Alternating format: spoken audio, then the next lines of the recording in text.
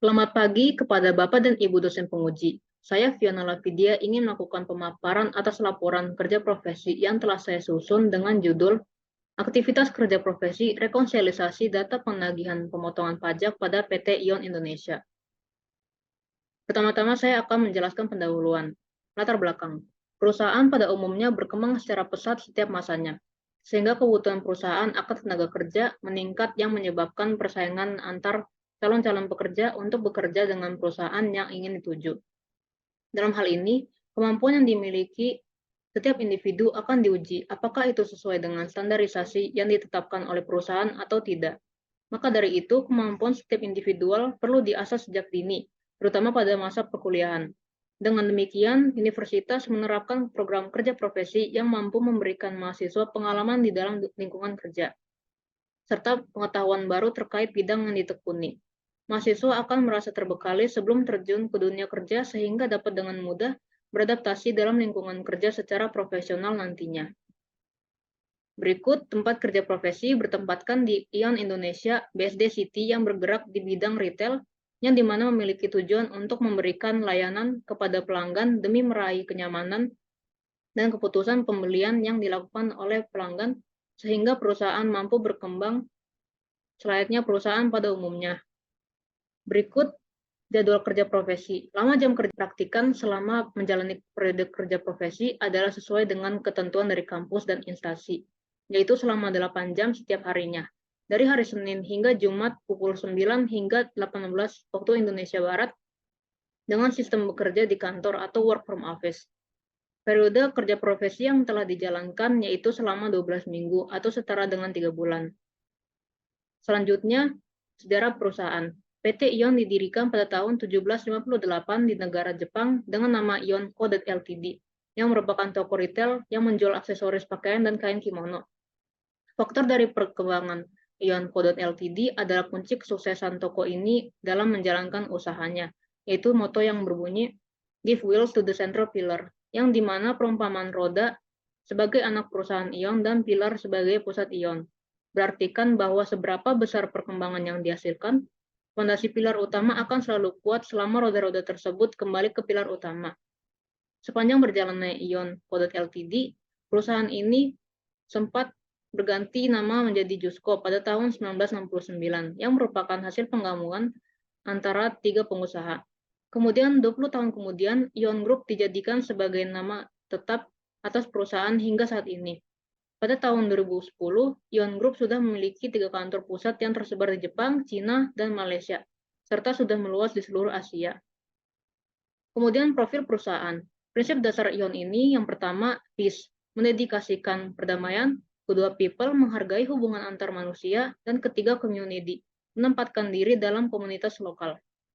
Kemudian visi Ion ini menjadi perusahaan retail yang mampu menyentuh hati 5 miliar pelanggan di seluruh Asia. Dan misi Ion mengembangkan gaya hidup masyarakat lokal sekitar dengan menyediakan pusat perbelanjaan. Berikutnya kegiatan umum perusahaan. Yang pertama ada softline, menjual kebutuhan sekunder yang terbagi menjadi 3 jenis, yaitu aksesoris dan kecantikan, pakaian, dan hiburan anak. Kedua hardline, menawarkan kebutuhan dengan bahan dasar pembuatan yang padat dan kaku, seperti perabot rumah tangga, peralatan dapur, alat tulis, dan barang elektronik. Dan ketiga foodline, menyediakan kebutuhan sehari-hari yang mencakup bahan pangan seperti daging mentah, produk non-food seperti perawatan kulit dan delika atau makanan siap konsumsi. Berikutnya pelaksanaan kerja yang dilakukan oleh praktikan. Yang pertama, rekonsiliasi surat bukti pemotongan pajak PPh pasal 23. Dalam kegiatan rekonsiliasi bukti pemotongan pajak, data yang diinput adalah bukti pemotongan pajak PPh pasal 23 ke dalam Excel. Praktikan melakukan perekapan atas 2 sistem pemotongan pajak, yaitu prepaid, adalah pajak yang dikenakan dari hasil pembayaran pembelian atau penyewaan dan dibayar di muka setelah dipergunakannya barang tersebut. Dan refund merupakan pengembalian atas pajak yang telah dibayarkan. Pajak ini biasanya dilakukan oleh warga negara asing yang berkunjung ke Indonesia dan melakukan pembelian terhadap produk yang dikeluarkan negara dan mengajukan penarikan PPN. Kedua sistem pemotongan pajak terbagi lagi menjadi 2 jenis, yaitu fixed rebate yang dimana berisikan transaksi pemotongan harga tetap oleh pemasok dengan tarif pajak sebesar 15%, dan business to business atau B2B yang merupakan transaksi antara dua perusahaan dengan alasan pembiayaan kegiatan operasional perusahaan dengan tarif pajak sebesar 2%. Jumlah tarif pajak yang dikeluarkan mengikuti ketentuan pajak penghasilan pasal 23 yang dimana dikenakan atas penghasilan berupa hadiah, jasa, dan sewa. Kedua, ada rekonsiliasi faktur pajak non-trade. Melakukan perekapan data faktur pajak non-trade, yang dimana non-trade adalah transaksi yang mencakup jasa terlepas dari penjualan perusahaan.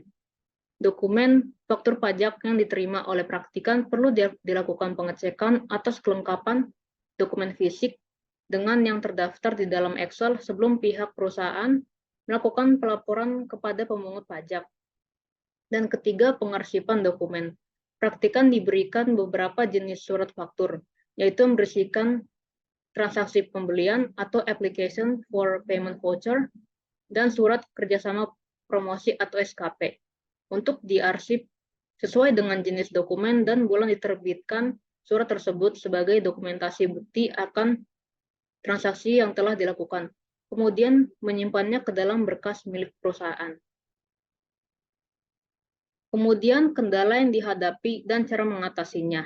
Yang pertama, ada penyocokan nomor dokumen pada kertas bukti dengan yang sudah tertera di dalam Excel secara teliti sebelum merekap data, dan keberadaan dokumen bukti pemotongan pajak dan faktur pajak fisik maupun digital yang tidak sinkron dengan data Excel.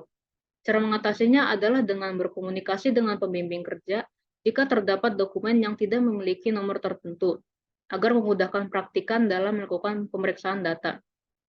Masalah yang kedua, ada koneksi internet yang tidak stabil sehingga terkendala dalam mengakses sharing folder yang merupakan tempat terkumpulnya segala dokumen, serta perangkat laptop yang disediakan oleh kantor terkadang memiliki kesalahan teknis.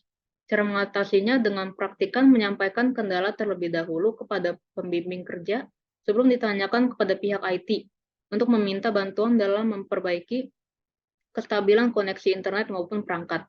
Kendala yang ketiga, ada perangkat scanner yang sering macet oleh karena kertas yang kusut dan menyangkut, maupun kesalahan teknis yang terdapat pada scanner itu sendiri. Cara mengatasinya dengan mencari mesin scan yang lain yang terdapat di kantor yang dapat digunakan untuk menjalankan tugas. Berikut kesimpulan. Pelaksanaan kerja profesi membantu mahasiswa memperoleh pengalaman bekerja dan pengetahuan akan kondisi kerja sebuah perusahaan yang membutuhkan sikap profesionalisme sehingga diperlukan kemampuan dalam beradaptasi serta sebagai wadah bagi mahasiswa dalam mengimplementasikan segala pengetahuan yang didapat selama perkuliahan.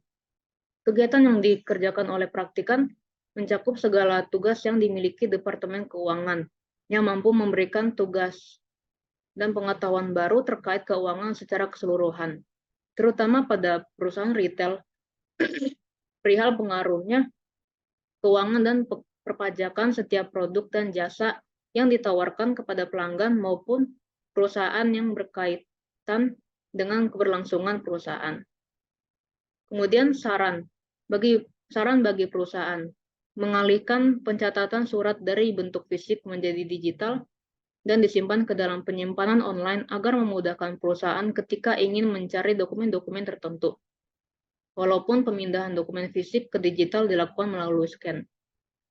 Kedua, saran untuk universitas, membekali mahasiswa wawasan mengenai dunia kerja demi kematangan atas persiapan dalam menjalani kegiatan kerja profesi, agar bukan hanya dapat membantu mahasiswa dalam proses perjalanannya kerja profesi, tetapi juga mampu menjadi nama baik perusahaan maupun kampus.